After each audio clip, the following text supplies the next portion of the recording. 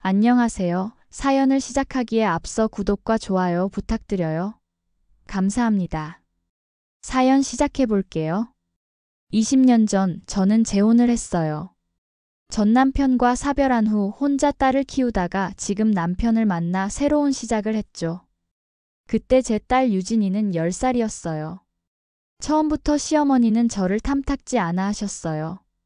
재혼이라는 것도 마음에 안 드셨고 특히 저보다 5살 어린 아들이 남의 자식까지 떠안고 사는 게 못마땅하셨던 거죠. 시동생 부부에게는 아들이 하나 있었는데 시어머니는 그 손자 준호만 애지중지하셨어요. 시어머니는 유진이가 조금만 실수해도 남의 자식 주제에 그런 식으로 행동한다며 구박하셨어요. 아이가 밥을 흘리기라도 하면 배운 거 없이 자라서 그런 거라며 저까지 무시하셨죠. 반면 준호가 똑같은 실수를 할 때는 그럴 수도 있는 거라며 감싸주셨어요. 명절 때는 더 심했어요. 유진이가 세배를 하려고 하면 남의 자식한테 왜 세배를 받아야 하냐고 중얼거리시면서 준호에게는 용돈을 듬뿍 주셨어요. 대놓고 차별하셨죠. 3년 동안 참고 또 참았지만 결정적인 사건이 터진 건 어느 명절이었어요. 유진이가 실수로 국그릇을 깨뜨렸는데 시어머니가 정말 심하게 혼내시는 거예요. 기집애가 조심성이 없다면서 어디서 저런 걸 달고 들어왔냐고요. 그 순간 저는 더 이상 참을 수 없었어요. 그 말씀은 너무하시는 거 아니냐고 유진이도 이 집 식구라고 말씀드렸죠. 하지만 시어머니는 식구라니 말도 안 되는 소리 하지 말라며 남의 자식을 데려와서 내 아들 인생을 망쳤다고 하셨어요. 그날 저는 정말 크게 소리쳤어요. 3년 동안 참아왔던 모든 것들이 한꺼번에 터져나왔죠. 시어머니도 지지 않으시고 더 심한 말씀을 하셨어요. 저와 제 딸 때문에 자기 아들 인생을 망쳤다고 유진이는 평생 남의 자식이고 절대 가족이 될 수 없다고 단언하셨어요.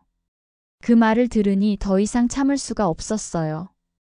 다시는 이 집에 발을 들여놓지 않겠다고 선언하고 유진이 손을 잡고 그 집을 나왔어요. 저는 남편한테 이야기했어요. 남편은 어머니와 연락하라고 하지만 저와 유진이는 더 이상 시댁과는 아무 상관없이 살겠다고 말했어요. 남편도 결국 제 뜻을 따라주었어요. 가끔씩 혼자 어머니를 뵈러 가긴 했지만 저희를 데려가려고 하지는 않았어요. 그렇게 20년이 흘렀어요. 정말 평화로운 시간이었죠. 유진이는 시댁의 차가운 시선 없이 자유롭게 자랄 수 있었어요. 대학을 졸업하고 요리에 재능이 있어서 한식 전문 요리학원을 다녔어요. 그 후 대형 한식 프랜차이즈 본사에 입사해서 정말 열심히 일했어요. 저도 그동안 부동산 중개업을 하면서 나름대로 성공했고요. 그 사이 시댁에서는 여전히 준호만 애지중지했어요. 남편이 가끔 전해주는 소식으로는 준호가 서울대 공대를 나와서 대기업 연구소에 취직했다고 시어머니가 정말 자랑스러워 하신다고 했어요. 몇 달 전 남편에게 시어머니로부터 연락이 왔어요.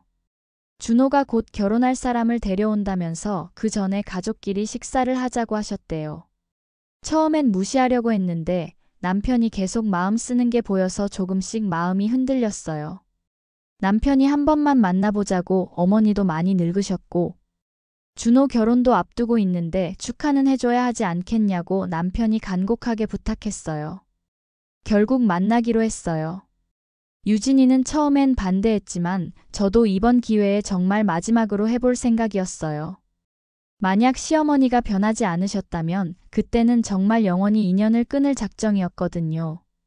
만날 장소는 남편이 정했어요.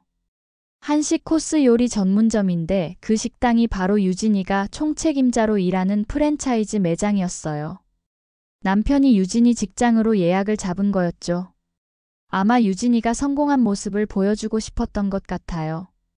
오후 6시 저희는 식당에 도착했어요. 정말 세련되고 고급스러운 분위기였어요. 유진이가 이런 곳에서 책임자로 일하고 있다는 게 자랑스러웠죠. 시어머니와 시동생 부부, 그리고 시동생 아들 준호가 이미 와 있었어요.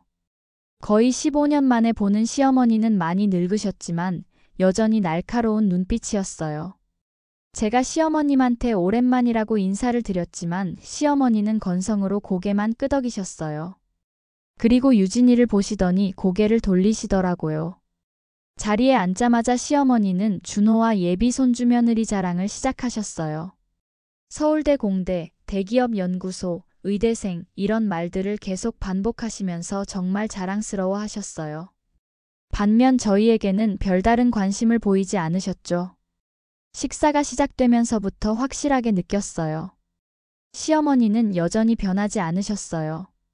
제 말을 중간에 다 끊고 은근히 무시하는 듯한 말들을 계속하셨어요. 15년 전과 똑같았어요. 유진이가 더 이상 못 참겠다는 표정이 되더니 할머니 아직도 여전하시다며 우리 엄마한테 그런 식으로 말씀하지 말라고 했어요. 그 순간 시어머니 얼굴이 확 굳어지면서 이 애가 지금 뭐라고 하는 거냐며 네가 감히 나한테 그런 식으로 말하냐고 하셨어요. 분위기가 급격히 나빠졌어요. 저는 유진이에게 그만하라고 했지만 이미 시어머니는 화가 나신 상태였어요. 이럴 것 같아서 나오기 망설였는데 괜한 걸음을 한 것 같네요. 제가 말하자 시동생이 눈치를 보며 오랜만에 만났는데 식사부터 하자며 분위기를 바꾸려고 했어요. 그렇게 불편한 분위기 속에 식사를 하던 중 유진이가 실수를 했어요. 김치를 집으려다가 국물이 튀긴 거예요.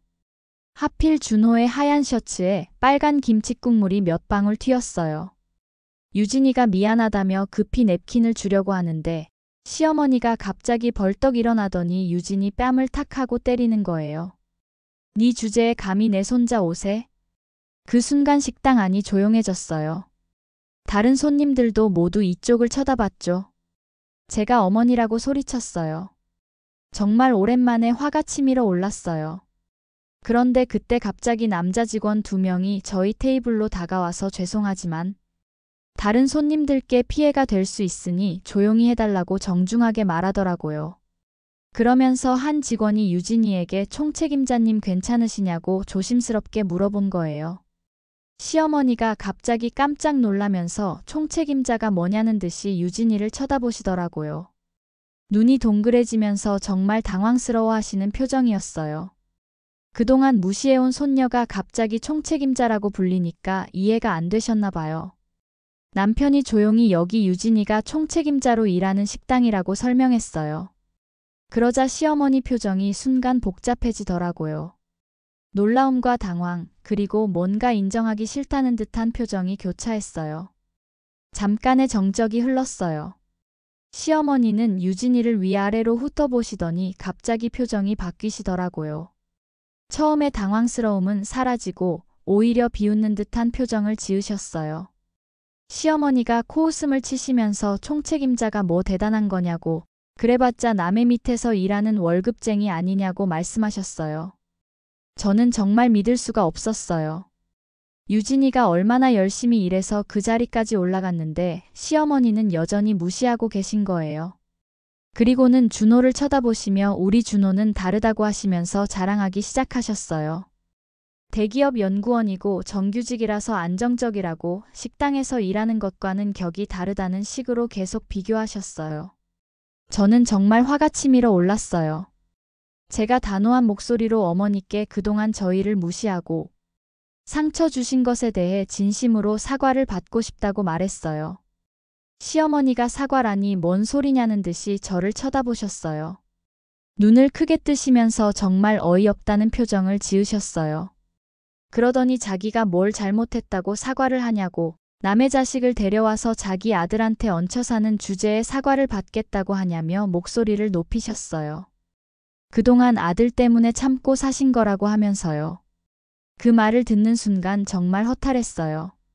15년이 지났는데도 여전히 똑같으시더라고요. 아니, 오히려 더 심해지신 것 같았어요. 제가 목소리를 높여서 어머니가 참고 사셨다고 하는데 저희가 뭘 잘못했냐고, 유진이가 어려서부터 지금까지 어머니께 무슨 잘못을 했냐고, 그냥 남의 자식이라는 이유만으로 15년 동안 무시하고 구박하셨지 않냐고 말했어요. 시어머니가 더욱 흥분하시면서 구박은 무슨 구박이냐고, 남의 자식 데려온 주제에 감사할 줄도 모른다고 하시면서요. 주변 손님들이 다시 이쪽을 쳐다보기 시작했어요. 직원들도 걱정스러운 표정으로 저희 테이블을 지켜보고 있었어요. 시어머니가 벌떡 일어나시면서 손가락으로 저를 가리키며 남의 자식까지 데리고 와서 내 아들 인생 망쳤다며 유진이를 가리키며 쟤만 보면 속이 뒤집힌다고 소리쳤어요. 그 순간 유진이가 정말 상처받은 표정으로 할머니를 쳐다봤어요. 유진이가 떨리는 목소리로 할머니라고 부르면서 자신은 그동안 그래도 정말 할머니, 손녀가 되고 싶었다고, 할머니가 자신을 사랑해 주셨으면 했다고, 시간이 지나면 변할 줄 알았다고 말했어요. 시어머니가 비웃으시면서 사랑은 무슨 사랑이냐고, 남의 자식을 왜 사랑하냐며 자기는 준호 하나도 부족하다고 하셨어요. 그때 시동생이 형수님 너무 그러시는 거 아니냐고, 유진이도 우리 가족이라고 끼어들었어요.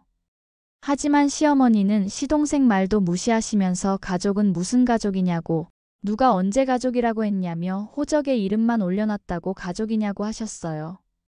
저는 정말 더 이상 참을 수가 없었어요. 역시 괜히 나왔다고, 어머니는 정말 변한 게 없다며 유진이 손을 잡고 일어서려고 했어요. 이 자리에 더 있어봤자 상처만 더 받을 것 같았거든요. 15년 전이나 지금이나 똑같다고, 정말 실망이라고 말했어요. 그때 남편이 벌떡 일어나더라고요. 남편 얼굴이 정말 화가 난 것 같았어요. 엄마는 정말 변한 게 없네요. 이럴 거면 뭐하러 만나자고 하셨어요. 저한테는 소중한 아내이고 딸이에요. 더 이상 연락하지 마세요. 정말 화가 난 목소리로 시어머니에게 말했어요. 시어머니가 아들한테까지 이런 소리를 듣자 더욱 흥분하시면서 너마저 나한테 이런 식으로 말하는 거냐고, 자기가 뭘 잘못했다고 소리치셨어요. 남편이 한숨을 크게 쉬면서 엄마는 정말 변한 게 없다고, 나이가 드시면 조금이라도 달라지실 줄 알았는데 라며 실망한 목소리로 말했어요. 시어머니가 더욱 목소리를 높여서 자기가 뭘 변해야 한다는 거냐고, 자기가 틀렸다는 거냐고 소리쳤어요. 남편이 정말 실망한 표정으로 고개를 저으면서 이럴 거면 다시는 연락하지 말라고 단호하게 말했어요. 남편의 그 말에 식당 안이 잠시 조용해졌어요. 시어머니도 깜짝 놀라신 표정이었어요. 우리는 그렇게 식당을 나왔어요. 시어머니는 뒤에서 계속 소리를 지르셨지만 우리는 돌아보지 않았어요. 정말 부끄러워. 어떻게 저런 말씀을 하실 수가 있을까? 조금은 변하신 줄 알았는데. 미안해. 아빠, 저는 괜찮아요. 그리고 이제 할머니가 진짜 어떤 분인지 확실히 알게 되었어요. 저도 마찬가지였어요. 정말 마지막으로 사과라도 받고 싶었는데 시어머니는 오히려 더 뻔뻔하게 나오셨어요. 이제 정말 미련이 없었어요. 그 후로 시어머니에게서 몇 번 연락이 왔어요. 처음에는 화가 난 목소리로 전화하셨다가 나중에는 시동생을 통해서 연락하시기도 했어요. 하지만 저희는 받지 않았어요. 남편도 완전히 마음을 정했어요. 어머니와 연락을 끊겠다고 했어요. 몇 주가 지나자 시동생이 남편에게 연락했어요. 어머니가 많이 우울해하신다고, 그래도 가족인데 너무한다고 했어요. 하지만 남편은 흔들리지 않았어요.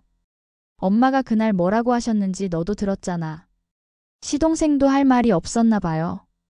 그날 시어머니가 얼마나 심하게 말씀하셨는지 직접 봤으니까요. 몇 달 후 정말 충격적인 소식이 들려왔어요. 준호의 결혼이 파혼된 거예요. 상대방 집안에서 준호 집안을 거절한 거였어요. 시동생이 남편에게 전화해서 알려줬는데 정말 충격적이었어요. 시어머니가 그렇게 자랑하던 서울대, 대기업 연구원도 소용없었던 거예요. 예비 며느리 집안이 정말 좋은 집안이었는데 그쪽에서 보기에 준호 집안은 학벌 빼고는 별 볼 일 없다고 판단한 모양이에요. 집안 배경이나 재산 면에서 격이 맞지 않는다고 했대요. 그쪽은 대를 이어 의사 집안이었고 재산도 어마어마했다고 해요. 준호 정도로는 상대가 안 된다고 생각한 거죠. 남편이 전해준 소식으로는 시어머니가 정말 충격을 받으셨다고 했어요. 그동안 준호가 최고라고 생각하고 계셨는데 더 높은 곳에서는 그것도 부족하다고 하니까 말이에요. 엄마가 정말 많이 상심하셨대. 준호 자랑만 하며 살았는데 하루아침에 무너진 거잖아. 남편이 말했지만 저는 전혀 동정이 안 됐어요. 당연한 거죠. 이제야 무시당하는 마음이 어떤 건지 알게 되셨겠네요. 준호도 정말 상처받았다고 해요. 처음으로 자신이 무시당하는 경험을 한 거죠. 그동안 할머니한테 떠받들어지며 자라서 자신이 최고인 줄 알았는데 세상에는 자신보다 훨씬 높은 사람들이 많다는 걸 깨달은 거예요. 그제야 시어머니가 조금씩 후회하기 시작하셨나 봐요. 자신이 그동안 유진이를 무시했던 것처럼 준호도 더 높은 곳에서는 무시당할 수 있다는 걸 깨달으신 걸까요? 하지만 저는 전혀 마음이 움직이지 않았어요. 유진이도 마찬가지였어요. 할머니가 지금 후회하시는 건 자신이 당해봤기 때문이에요. 진짜 반성이 아니라 자신의 처지를 깨달은 거죠. 시동생 부부도 자기들 생활에 바쁘고 준호도 파혼 후에 위축되어서 자주 찾아뵙지 않았대요. 시어머니는 혼자 지내시면서 많이 외로우실 거예요. 몇 달 후 남편에게 또 연락이 왔어요. 이번에는 시어머니가 직접 전화하셨대요. 정말 화해하고 싶다고 그동안 잘못했다고 인정하신다고 하셨대요. 하지만 남편은 단호하게 거절했어요. 이제 시어머니는 혼자 지내시면서 많이 외로우실 거예요. 그동안 무시했던 며느리와 손녀가 그리우실 테지만 이미 늦었어요. 상처는 한 번 주면 쉽게 아물지 않는 법이니까요. 우리는 그날을 계기로 정말 자유로워졌어요. 더 이상 시댁 눈치를 볼 필요가 없으니까요. 명절에도 우리끼리 편안하게 보내고 가족끼리만 여행도 다니고 정말 행복하게 살고 있어요. 시어머니는 가끔 시동생을 통해 안부를 물어보시지만 저는 더 이상 관심이 없어요. 15년 동안 받은 상처가 그렇게 쉽게 치유될 리 없으니까요. 변하지 않은 편견과 고집, 끝까지 사과하지 않으려는 태도. 그 모든 걸 보고 나서야 저희도 완전히 마음을 정할 수 있었어요. 제 긴 이야기를 끝까지 들어주셔서 감사합니다. 구독과 좋아요, 알림 설정까지 잊지 마세요.